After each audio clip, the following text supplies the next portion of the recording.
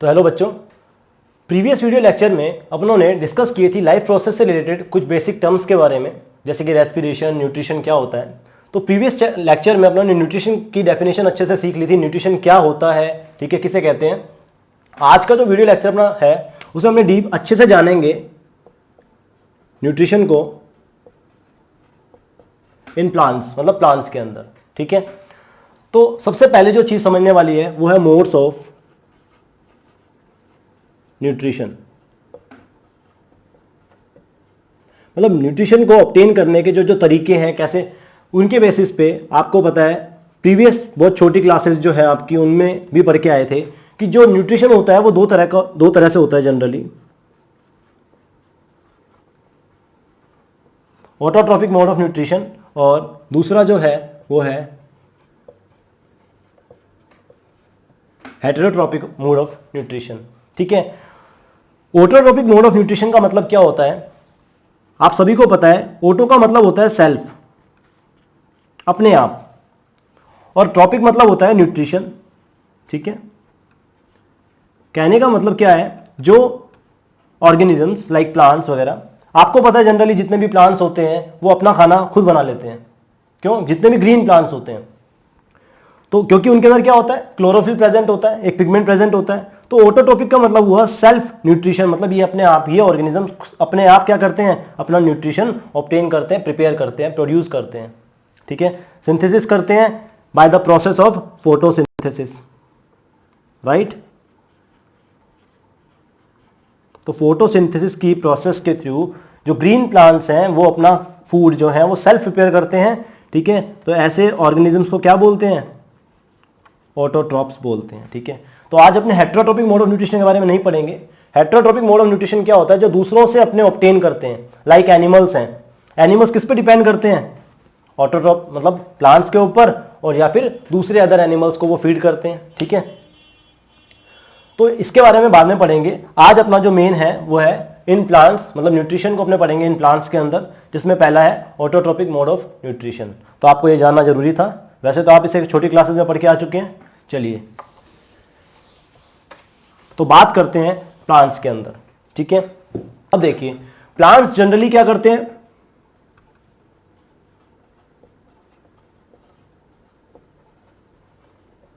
Photosynthesis की process करते हैं, और फोटोसिंथेसिस के प्रोसेस से वो क्या करते हैं, अपना फूड प्रिपेयर करते हैं, ठीक है। अब ऐसा उनमें क्या होता है जो अपने में नहीं होता।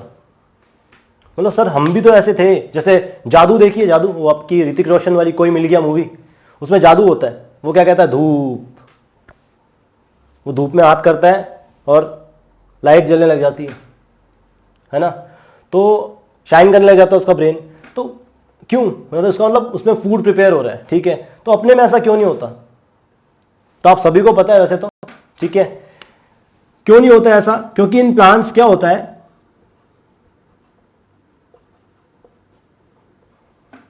एक ग्रीन कलर का पिगमेंट प्रेजेंट होता है, ग्रीन कलर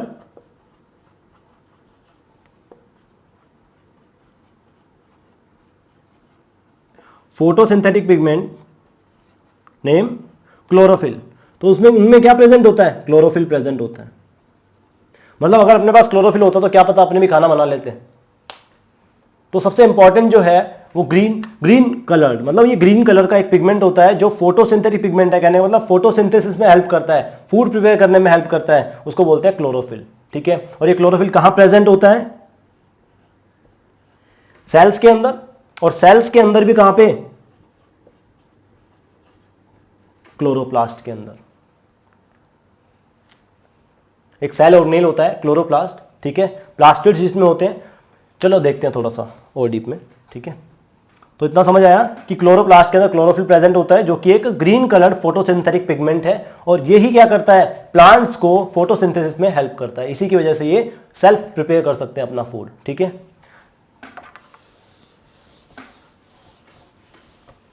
चलो तो थोड़ा सा जानते हैं प्लास्टिड्स के बारे में। टॉपिक स्टार्ट करने से पहले प्लास्टिड के बारे में थोड़ा नॉलेज ले लेते हैं। प्लास्टिड्स क्या है, देखो जहां पे भी आप प्लास्टिड नेम सुनोगे इसका मतलब ये सेल ऑर्गेनेल्स है, आपने 9th क्लास में पढ़ा हुआ है। लेकिन प्लास्टिड का मेन फंक्शन क्या है? इसका मेन फंक्शन जो होता है वो होता है एक तो फोटोसिंथेसिस करना, कहने का मतलब फूड प्रिपेयर करना। लेकिन आपको पता है जो ग्रीन कलर के पिगमेंट होंगे या ग्रीन कलर के जो प्लास्टिड्स होते हैं वो ये काम कर सकते हैं। एंड जो सेकंड काम होगा, अगर बचे हुए जो रिमेनिंग है वो करते हैं स्टोरेज का काम। ठीक है, डिफरेंट डिफरेंट प्लांट पार्ट्स में वो स्टोरेज का काम करते हैं। चलिए देखते हैं प्लास्टिड कितने टाइप के होते हैं।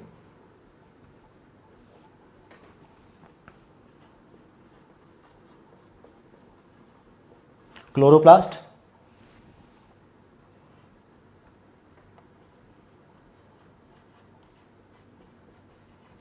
क्रोमोप्लास्ट,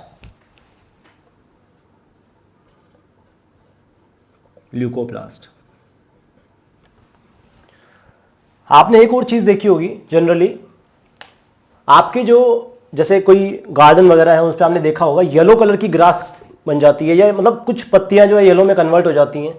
और जैसे सनलाइट से अगर अपने उनको दूर रख देते हैं ऐसे कुछ प्लांट्स को, तो वहां पे वो जो पत्तियां थी ग्रीन कलर की, जो लीव्स थी, वो किस में कन्वर्ट हो जाती हैं? येलो में कन्वर्ट हो जाती हैं। तो ऐसा क्या होता है? तो ध्यान देना, ये जो क्लोरोप्लास्ट है ये सनलाइट की एब्सेंस में कन्वर्ट हो जाता है एटियोप्लास्ट में। ठीक है, और वापस से जब इसको सनलाइट मिलती है तो ये क्लोरोप्लास्ट में भी कन्वर्ट हो सकता है। तो येलो कलर का जो होगा वो है एटियोप्लास्ट। क्लोरोप्लास्ट आपको पता है इसमें क्या, ये क्या कंटेन करेगा? क्लोरोफिल कंटेन करेगा, जो कि कैसा होता है? ग्रीन इन कलर होता है। और ये क्या करेंगे? आपको पता है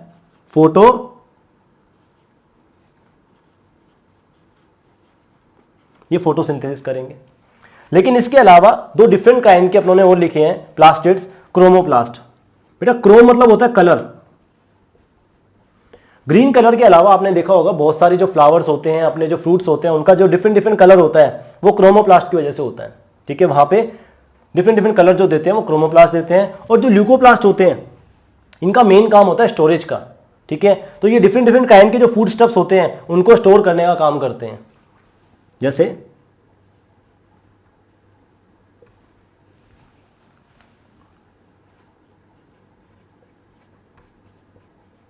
अमाइलोप्लास्ट आपके कार्बोहाइड्रेट की स्टोरेज करते हैं, अमाइलोप्लास्ट। एलाइयोप्लास्ट ये आपके लिपिड्स की स्टोरेज करते हैं, फैट की। और थर्ड वन आपका एल्यूरोप्लास्ट या प्रोटीनोप्लास्ट। ये नेम से क्लियर हो गया आपको, प्रोटीन्स का स्टोरेज करेंगे। तो आइए डिस्कस करते हैं क्लोरोप्लास्ट के स्ट्रक्चर के बारे में।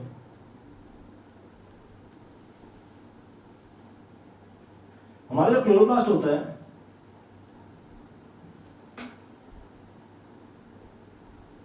वो एक double membrane bounded cell organelle है। ठीक है, बाहर जो उसमें मेम्ब्रेन है वो आउटर क्लोरोप्लास्टिक मेम्ब्रेन, अंदर वाली इनर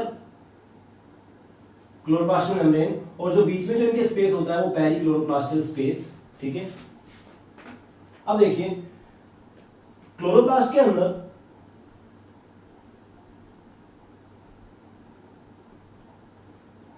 छोटी छोटी स्टैक्स पाई जाती हैं। ठीक है,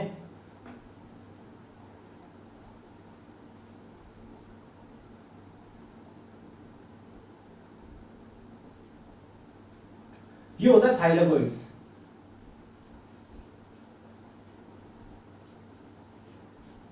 ठीक है, और ये थाइलेकोइड्स की जो पूरी स्टैक है इसे कहते हैं ग्रेना। ग्रेना, ठीक है, और ये ग्रेना आपस में जुड़ी होती हैं।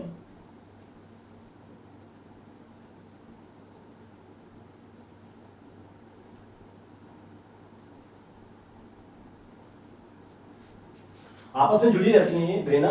ठीक है, और जो ये बीच में इनको जोड़ने के लिए होती है ये होती है इंटरग्रेना। इंटरग्रेना या इन्हें स्ट्रोमा लैमेली भी कहते हैं, स्ट्रोमा लैमेली, ठीक है। और ये जो थाइलेकोइड्स होते हैं, ग्रेना थाइलेकोइड्स भी कहते हैं इन्हें, ठीक है। इनका जो मैट्रिक्स होता है, मतलब जो फ्लूइड इसके अंदर फिल रहता है, उसे स्ट्रोमा कहते हैं, स्ट्रोमा कहते हैं। और इसमें एक बहुत इंपॉर्टेंट एंजाइम जो कि फोटोसिंथेसिस की प्रोसेस को करवाता है, रूबिस्को एंजाइम प्रेजेंट होता है, ठीक है। ये सबसे ज्यादा मोस्ट अबेंडेंट एंजाइम है जो सबसे ज्यादा प्रेजेंट होता है, ठीक है, मोस्ट अबेंडेंट एंजाइम। और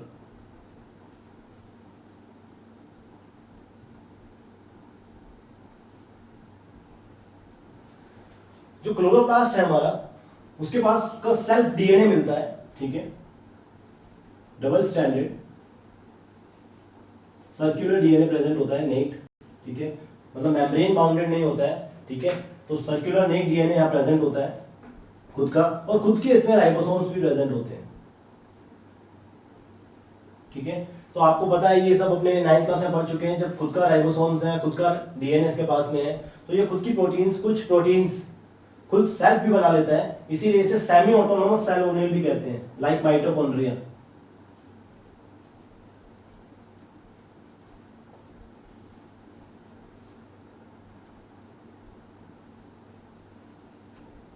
ठीक है, चलिए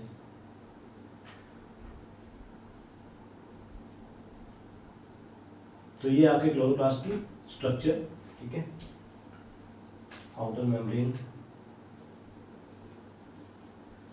इनर मेम्ब्रेन।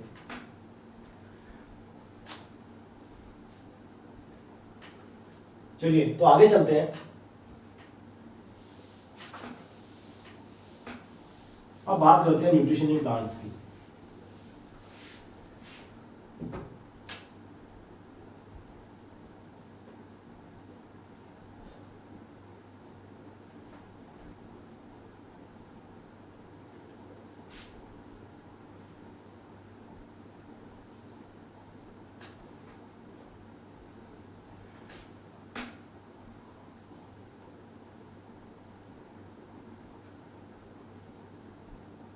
देखिए, ठीक है, फोटोसिंथेसिस क्या होता है आइए जानते हैं।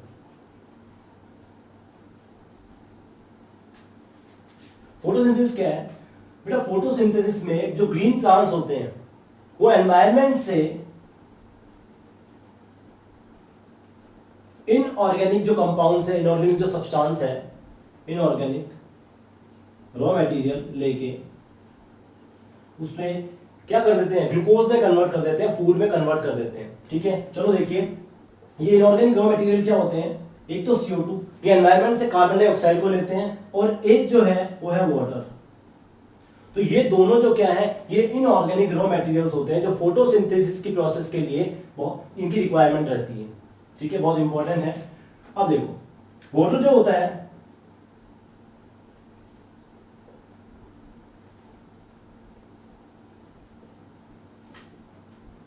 वो आपको पता है रूट्स से क्या करते हैं, प्लांट्स एब्जॉर्ब कर लेते हैं, और गैसेस एक्सचेंज के लिए लीव्स के लोअर साइड पे एक स्ट्रक्चर प्रेजेंट होती है जिसे कहते हैं स्टोमेटा, और इन स्टोमेटा के थ्रू गैसियस एक्सचेंज होता है, ठीक है। और ये एनवायरनमेंट से क्या कर लेते हैं, CO2 को अंदर ले लेते हैं, राइट। तो बेटा देखो क्या करते हैं, फोटोसिंथेसिस के प्रोसेस में इनऑर्गेनिक रॉ मटेरियल को कन्वर्ट किया जाता है फूड के अंदर ऑर्गेनिक कंपाउंड्स के अंदर, ठीक है। जैसे आपका जो ग्लूकोज है वो एक ऑर्गेनिक कंपाउंड है, तो इनऑर्गेनिक रॉ मटेरियल से ऑर्गेनिक कंपाउंड बनाने का जो प्रोसेस है, लाइट की एनर्जी को यूज करके, उसे क्या कहते हैं अपने, फोटोसिंथेसिस। फोटो मतलब होता है बेटा लाइट, और सिंथेसिस मतलब होता है प्रोड्यूस करना, ठीक है, प्रिपेयर करना। चलिए, तो इनऑर्गेनिक सब्सटेंस वाटर और H2O, तो देखिए यहां पे क्या होगा, CO2 आ गई है सेल्स के पास में, यहां लीव्स की जो सेल है वहां पे आपका वाटर मॉलिक्यूल्स आ गए हैं, ठीक है। अब ये वाटर मॉलिक्यूल को कन्वर्ट कर देगा किसमें, ग्लूकोज के अंदर, प्लस ऑक्सीजन के अंदर प्लस वाटर। ठीक है, तो देखो इनऑर्गेनिक सब्सटेंसेस से ऑर्गेनिक कंपाउंड इसने प्रोड्यूस कर दिया और जो ऑक्सीजन गैस बनी उसको बाहर निकाल दिया, राइट। तो CO2 इनटेक करता है, O2 को बाहर निकालता है। तो फोटोसिंथेसिस का जो बाय प्रोडक्ट है वो O2 भी होती है, ठीक है, ऑक्सीजन। तो फोटोसिंथेसिस, ये सिंपल सी जो है इक्वेशन अपने उसको यहां पे लिख देते हैं एक बार, 6CO2 प्लस 12H2O। अब इसमें आपको बताया सबसे इंपॉर्टेंट चीज क्या है, वो है सनलाइट। सनलाइट, और यहां पे इंपॉर्टेंट क्या है आपका क्लोरोफिल। ठीक है, तो देखिए सनलाइट, क्लोरोफिल की प्रेजेंस में ये कार्बन डाइऑक्साइड और वाटर कन्वर्ट हो जाता है ऑर्गेनिक कंपाउंड के अंदर, ग्लूकोज प्लस कुछ वाटर भी यहां पे बनता है और 6CO2। चलिए, तो इसी को अपने क्या कहते हैं, ये कार्बोहाइड्रेट है ग्लूकोज, इसी को कहते हैं अपने फूड प्रिपेयर हो गया। ठीक है, अब ये जो फोटोसिंथेसिस का जो प्रोसेस है इसे अच्छे से समझते हैं। ठीक है,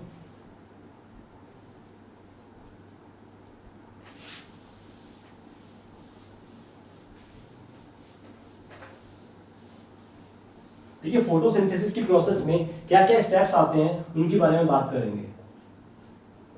फोटो सिंथेसिस, देखो प्रीवियस जो क्लासेस आपकी छोटी जो क्लासेस है उसमें आप पढ़ के आए हो फोटोसिंथेसिस क्या होता है। ठीक है, तो वहां पे CO2 लेते हैं, वाटर लेते हैं और अपने कंपाउंड्स बना रहे हैं। फोटो मतलब होता है लाइट, लाइट से मतलब यहां पे है सनलाइट से। ठीक है, तो बेटा लाइट एनर्जी का यूज करके फूड प्रिपेयर करना।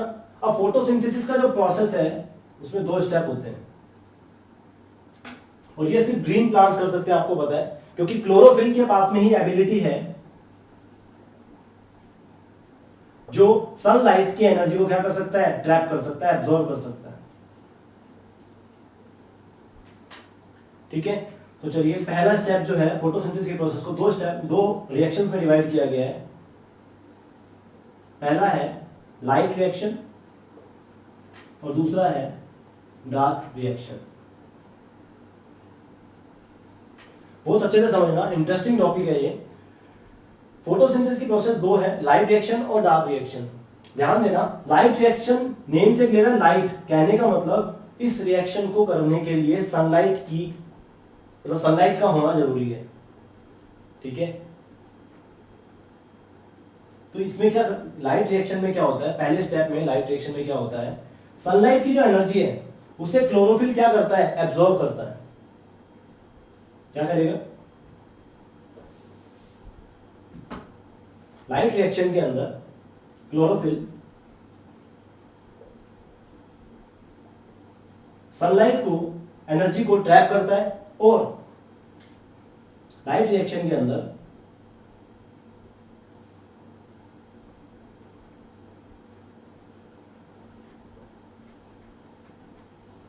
असिमिलेटरी पावर्स बनती है। कहने का मतलब क्या हुआ, सनलाइट से जो एनर्जी आ रही है अपने पास में, ठीक है, उसे फूड में प्रिपेयर करने के लिए अपने को कुछ एनर्जी की भी रिक्वायरमेंट होती है। ठीक है, तो लाइट रिएक्शन के थ्रू उसे केमिकल एनर्जी में पहले कन्वर्ट किया जाता है in the form of ATP. ये असिमिलेटरी पावर्स क्या होती हैं, एटीपी होता है और कुछ एंजाइम्स होते हैं, NADPH, आप सीधा लिख दीजिए NADPH2। ठीक है, तो कुछ एंजाइम्स होते हैं लाइक ATP एंड NADPH2। तो ये आपको पता है एटीपी क्या होता है, एनर्जी करेंसी होती है, मतलब एनर्जी, उस सोलर एनर्जी को एक तरह से आप माने क्या करा, असिमिलेटरी पावर्स बनाने में काम में लिया गया। और ये असिमिलेटरी पावर कहने का मतलब देखो, जब आप खाना बनाओगे, ठीक है, आप जब क्या करोगे, फूड प्रिपेयर करोगे, तो आपको एनर्जी चाहिए और एनर्जी, सोलर एनर्जी को पहले कन्वर्ट किया जाता है असिमिलेटरी पावर्स के अंदर, ताकि जब अपने उसे फूड प्रिपेयर करें तो उसके अंदर वो एनर्जी को यूज कर लिया जाता है। तो जो एनर्जी बनाई जाती है, केमिकल एनर्जी बनाई जाती है, वो होती है लाइट रिएक्शन। ठीक है, तो सबसे पहला स्टेप क्या है, देखिए फोटोसिंथेसिस की प्रोसेस आपके 10th क्लास के अकॉर्डिंग 3 स्टेप यहां पे होते हैं। पहला absorption of light energy by chlorophyll. तो जब तक क्लोरोफिल लाइट एनर्जी को एब्जॉर्ब नहीं करेगा, जब तक क्या होगा, ईटीसी रन, ईटीएस मतलब आपको चलो हम डीप में बात नहीं करेंगे, ठीक है। जब तक क्या होता है कि लाइट रिएक्शन नहीं हो पाती है। तो absorption of light energy by chlorophyll सबसे पहला स्टेप ये है। सेकंड स्टेप में क्या किया जाता है, असिमेट्री पावर्स बनाई जाती है। अब आपके 10th के बेसिस पे अगर मैं उसको लिखना चाहें तो सीधा सीधा स्टेप क्या है, दूसरा असिमेट्री पावर बनाना। लेकिन इसको अगर सिंपल लाइन में लिखे तो क्या करेंगे,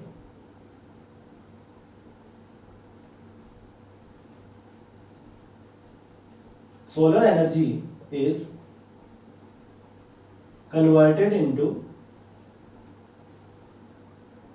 chemical energy, ठीक है, बाय लाइट रिएक्शन प्रोसेस से। और जो थर्ड स्टेप होता है वो होता है बेटा ये डार्क रिएक्शन, जहां पे अपने क्या करते हैं, देखिए आपको पता है अपने जो खाना बना रहे हैं उसमें क्या है, ग्लूकोज है। ग्लूकोज मतलब कार्बन। और अब आप याद करो अपनों ने जो रॉ मटेरियल लिए थे फोटोसिंथेसिस के प्रोसेस में, वो लिए थे CO2 और वाटर, राइट। तो कार्बन जो इसमें आया वो कहां से आएगा, आपने सोचा, तो वो आता है बेटा, कार्बन कहां से आता है, कार्बन डाइऑक्साइड से आता है, क्योंकि और तो कार्बन है ही नहीं प्रेजेंट, ठीक है। तो कार्बन आता है कहां से, इस ग्लूकोज में कार्बन आता है CO2 से, और जो हाइड्रोजन और ऑक्सीजन है वो आते हैं वाटर मॉलिक्यूल से। क्लियर। तो यहां पे ध्यान देना, CO2 को रिड्यूस किया जाता है किसमें, इसमें कार्बन डाइऑक्साइड का रिडक्शन कराया जाता है डार्क रिएक्शन के अंदर। और कैसे, ये जो कुछ एंजाइम्स थे ये इसमें हेल्प करते हैं, ठीक है। आपका रुबिस्को एंजाइम जो था वो हेल्प करता है, ठीक है। ये एनर्जी का यूज करवा के अपने इसको क्या करवाते हैं, रिड्यूस करवाते हैं। क्लियर। तो ये ध्यान देना, तो कार्बन फिक्सेशन भी बोलते हैं इसको, कार्बन फिक्सेशन। ज्यादा अपने को इसमें ध्यान देने की जरूरत नहीं है, लेकिन फिर भी बेसिक कंसेप्ट जो थे वो यही है। क्या, फोटोसिंथेसिस, दो रिएक्शंस होती हैं, light reaction and dark reaction. Light reactions में पहले एनर्जी को लेके, सोलर एनर्जी को लेके ट्रैप करके एनर्जी को स्टोर किया जाता है, असिमेट्री पावर्स बनाते हैं, और उस पावर का यूज, उस एनर्जी का यूज बाद में कार्बन डाइऑक्साइड को रिड्यूस करके और फूड प्रिपेयर करने में किया जाता है। इतना सा प्रोसेस अपने को याद रखना है, ठीक है।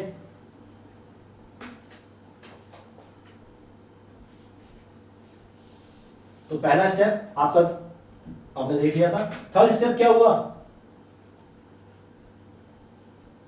Reduction of carbon dioxide. तो बेटा 3 स्टेप हो गए आपके फोटोसिंथेसिस के।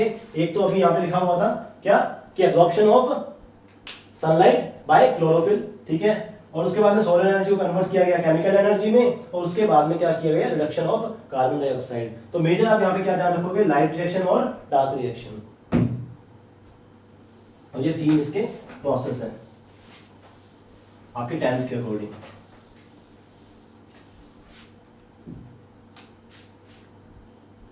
देखिए लाइट रिएक्शन जो है,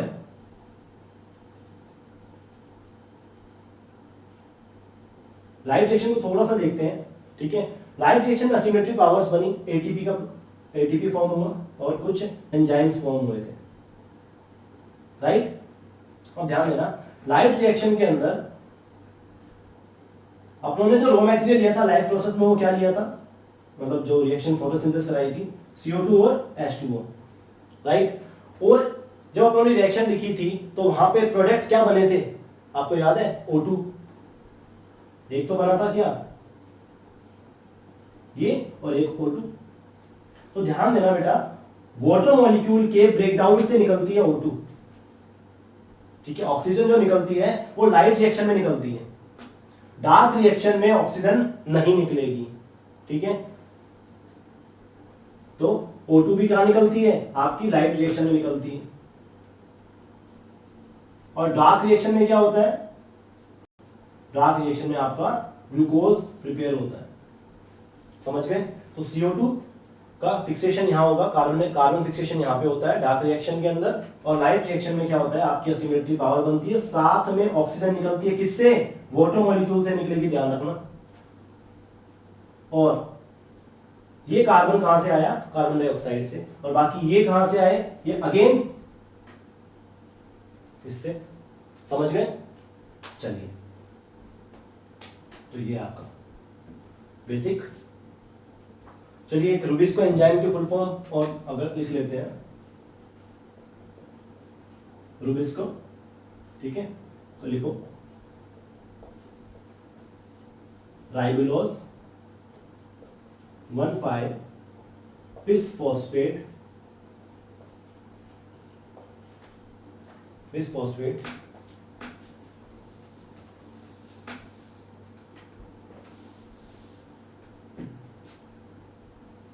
C4 कार्बोक्सिलेज। देखिए राइबोलोज बिसफॉस्फेट और C4 ऑक्सीलेज और O4 ऑक्सीलेज। कार्बोक्सिलेशन और ऑक्सीडेशन दोनों करवाता है, ठीक है। तो ये एंजाइम बहुत इंपॉर्टेंट है, किसमें, फोटोसिंथेसिस की प्रोसेस के अंदर। और लगभग जितने भी ग्रीन प्लांट्स हैं, जितने भी क्लोरोप्लास्ट हैं, उनके अंदर ये एंजाइम प्रेजेंट होता है, समझ गए। तो ये फोटोसिंथेसिस की प्रोसेस को रन कराने के लिए बहुत इंपॉर्टेंट एंजाइम है। चलिए, तो मुझे लगता है आपके जो बेसिक कंसेप्ट हैं वो सब क्लियर हो चुके हैं फोटोसिंथेसिस के रिगार्डिंग। चलिए आइए देखते हैं एनाटॉमी ऑफ लीफ के बारे में। अपनी जो लीफ है उसका जब अपने क्रॉस सेक्शन काटते हैं इस तरह से, तो क्या होता है, आइए उसके टिश्यूज के बारे में स्टडी करते हैं।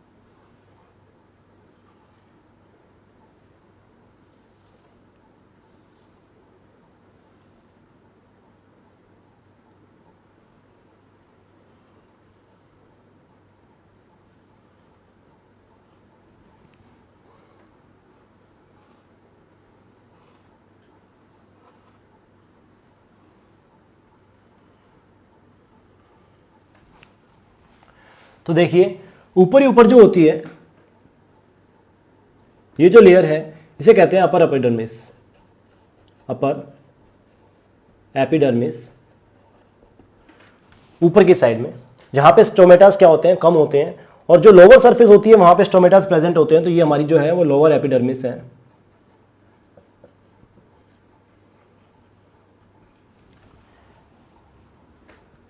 इसके ऊपर जो लेयर है वो क्यूटिकल की है लेयर, वो डिफरेंट जो प्लांट्स होते हैं उनमें अलग अलग रहती है। अब देखिए ये जो लेयर है वो है पैलिसेड,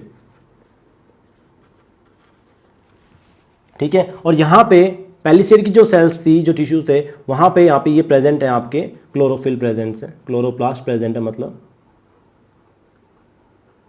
आपके। और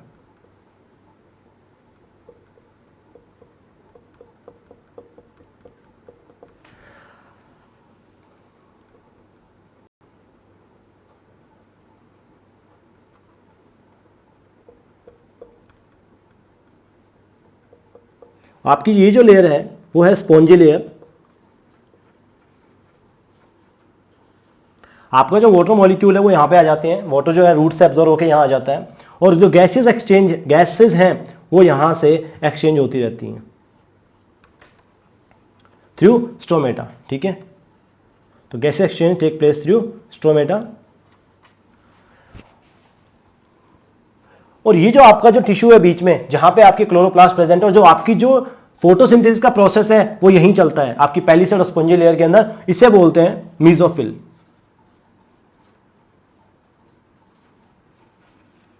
ठीक है। तो ये मीजोफिल टिश्यू होता है जहां पे आपकी फोटोसिंथेसिस की प्रोसेस जनरली चलती है। तो ये इस तरह से आपका लीफ की एनाटॉमी है, ठीक है। चलिए स्टोमेटास की बात अपने ट्रांसपिरेशन में अच्छे से करेंगे, ठीक है, कि इसका मैकेनिज्म किस तरह से होता है।